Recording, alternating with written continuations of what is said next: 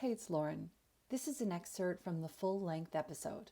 To listen to the entire episode, head to the show notes and follow the link. This episode has been brought to you by the Afterlight Institute. Ignite the light, magic, and miracles within.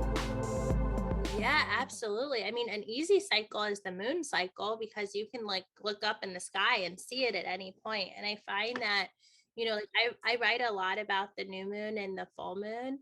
And if you if you remember this, like one thing that I always tell people, because I think it's easier to remember which one is which, because I used to get them confused all the time.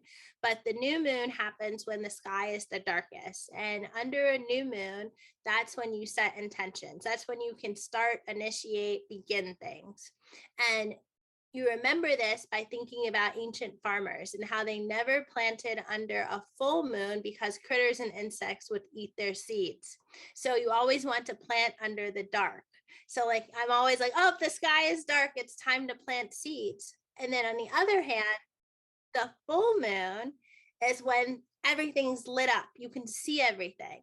This is the time of revelation, culmination, conclusions, secrets coming out, information coming out. And it's because you can see the moon. And this is not a time period for you to act. This is where you stop and listen and pause. So like I find that like if you can start to kind of even just start to get in tune with that energy, you remind yourself, you know what, like I'm tired, it's time to rest. Like, like you're like, oh, it's a full moon out. That's because I'm not supposed to be doing anything.